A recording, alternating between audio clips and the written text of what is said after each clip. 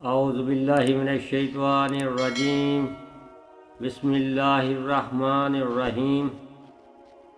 شروع کرتا ہوں اللہ تعالیٰ کے بابرکت نام سے جو بڑا مہربان نہایت رحم والا ہے، جو رازق ہے، مالک ہے، غفور و رحیم ہے، جو ہر ذی جاں کو روزی دیتا ہے، خواہ وہ سمندر میں ہو یا گہرائیوں میں ہو یا پہنائیوں میں یا خشکی پر، نہیں بھولتا اور نہ دے کر وہ احسان جتاتا ہے۔ درود ہو آپ صلی اللہ علیہ وسلم پر، آپ کی اولاد پر، آپ کی آل پر، آپ کے عاشقوں پر اور آپ کے غلاموں پر اور آپ کے صحابہ کرام پر، جن کے نقش قدم پر چل کر اہل ایمان فلاح پائیں گے۔ اے لوگو، اپنے پروردگار سے ڈرو جس نے تمہیں ایک جان سے پیدا کیا اور اسی سے اس کی بیوی کو پیدا کر کے ان دونوں سے بہت سے مراد اور بہت سے مرد اور عورتیں پھیلا دیں۔ اس اللہ سے ڈرو جس کے نام پر ایک دوسرے سے مانگتے ہو اور رشتے ناطے توڑنے سے بھی بچو۔ بے شک اللہ تعالیٰ تم پر نگہبان ہے۔ اور یتیموں کو ان کے مال دے دو اور پاک اور حلال چیز کے بدلے ناپاک اور حرام چیز نہ لو، اور اپنے مالوں کے ساتھ ان کے مال ملا کر کھا نہ جاؤ، بے شک یہ بہت بڑا گناہ ہے۔ اگر تمہیں ڈر ہو کہ یتیم لڑکیوں سے نکاح کر کے تم انصاف نہ رکھ سکو گے تو عورتوں میں سے جو بھی تمہیں اچھی لگیں تم ان سے نکاح کر لو، 2 3 4 سے، لیکن اگر تمہیں برابری نہ کر سکنے کا خوف ہو تو ایک ہی کافی ہے، یا تمہاری ملکیت کی لونڈی یہ زیادہ قریب ہے۔ ایسا کرنے سے ناانصافی اور ایک طرف جھک پڑنے سے بچ جاؤ، اور عورتوں کو ان کے مہر راضی خوشی سے دے دو۔ ہاں، اگر وہ خود اپنی خوشی سے کچھ مہر چھوڑ دیں تو اسے شوق سے خوش ہو کر کھاؤ پیو۔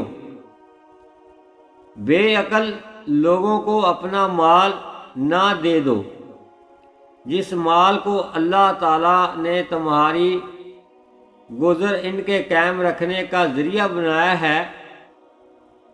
ہاں، انہیں اس مال سے کھلاؤ پلاؤ، پہناؤ اڑاؤ اور انہیں معقولیت سے نرم بات کہو، اور یتیموں کو ان کے بالغ ہو جانے تک صدارتے اور آزماتے رہو۔ پھر اگر ان میں تم ہوشیاری اور حسن تدبیر پاؤ تو انہیں ان کے مال سونپ دو، اور ان کے بڑے ہو جانے کے ڈر سے ان کے مالوں کو جلدی فضول خرچیوں میں تباہ نہ کرو۔ مالداروں کو چاہیے ان کے مال سے بچتے رہیں۔ ہاں، مسکین محتاج ہو تو دستور کے مطابق واجبی طور سے کھا لے، پھر جب ان کے مال سونپو تو گواہ بنا لو۔ دراصل حساب لینے والا اللہ تعالیٰ ہی کافی ہے۔ ماں باپ اور خواہش و اقارب کے ترکہ میں سے مردوں کا حصہ بھی ہے، اور عورتوں کا بھی، جو مال ماں باپ اور خواہش و اقارب چھوڑ مرے، خواہ وہ مال کم ہو یا زیادہ، اس میں حصہ مقرر کیا ہوا ہے۔ اور جب تقسیم کے وقت قرابت دار اور یتیم اور مسکین آ جائیں تو تم اس میں سے تھوڑا بہت انہیں بھی دے دو، اور ان سے نرمی سے بولو، اور چاہیے کہ وہ اس بات سے ڈریں کہ اگر وہ خود اپنے پیچھے ننھے منھے ناتواں بچے چھوڑ جاتے ہیں جن کے ضائع ہو جانے کا اندیشہ رہتا ہے، تو ان کی چاہت کیا ہوتی؟ بس اللہ تعالیٰ سے ڈر کر جچی تلی بات کہا کریں۔ جو لوگ ناحق ظلم سے یتیموں کا مال کھا جاتے ہیں، وہ اپنے پیٹ میں آگ ہی بھر رہے ہیں، اور البتہ وہ دوزخ میں جائیں گے۔ اللہ تعالیٰ تمہیں تمہاری اولاد کے بارے میں حکم کرتا ہے کہ ایک لڑکے کا حصہ 2 لڑکیوں کے برابر ہے، اور اگر صرف لڑکیاں ہی ہوں اور 2 سے زیادہ ہوں تو انہیں مال مترکہ کا 2/3 ملے گا،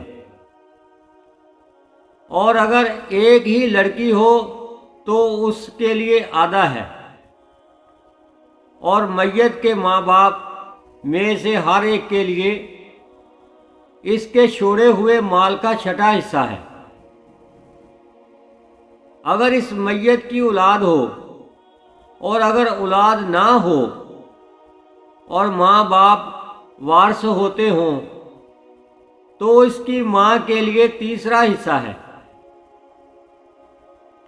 ہاں، اگر میت کے کئی بھائی ہوں تو پھر اس کی ماں کا 6واں حصہ ہے۔ یہ حصے اس وصیت کی تکمیل کے بعد ہیں جو مرنے والا کر گیا ہو، یا ادائے قرض کے بعد تمہارے باپ ہوں یا تمہارے بیٹے۔ تمہیں نہیں معلوم کہ ان میں سے کون تمہیں نفع پہنچانے میں زیادہ قریب ہے۔ یہ حصے اللہ تعالیٰ کی طرف سے مقرر کردہ ہیں۔ بے شک اللہ تعالیٰ پورے علم اور کامل حکمتوں والا ہے۔ تمہاری بیویاں جو کچھ چھوڑ مریں اور ان کی اولاد نہ ہو تو آد تمہارا ہے، اور اگر ان کی اولاد ہو تو ان کے چھوڑے ہوئے مال میں سے تمہارے لیے 4تھائی حصہ ہے۔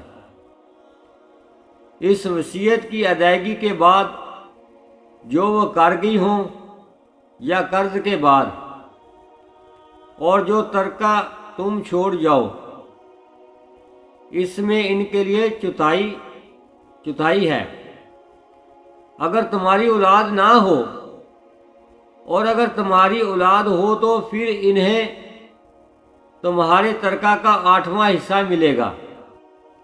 اس وصیت کے بعد جو تم کر گئے ہو، اور قرض کی ادائیگی کے بعد، اور جن کی میراث لی جاتی ہے، وہ مرد یا عورت کا کلالہ ہو، یعنی اس کا باپ بیٹا نہ ہو اور اس کا ایک بھائی یا ایک بہن ہو، تو ان دونوں میں سے ہر ایک کا 6واں حصہ ہے۔ اور اگر اس سے زیادہ ہوں تو 1/3 میں سب شریک ہیں۔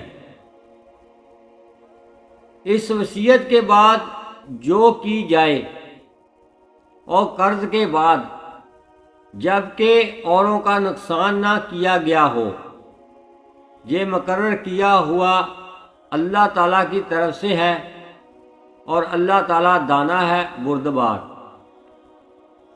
یہ حدیں اللہ تعالیٰ کی مقرر کی ہوئی ہیں، اور جو اللہ تعالیٰ کی اور اس کے رسول صلی اللہ علیہ وسلم کی فرما برداری کرے گا، اسے اللہ تعالیٰ جنتوں میں لے جائے گا، جن کے نیچے نہریں بہہ رہی ہیں، جن میں وہ ہمیشہ ہمیشہ رہیں گے، اور یہ بہت بڑی کامیابی ہے۔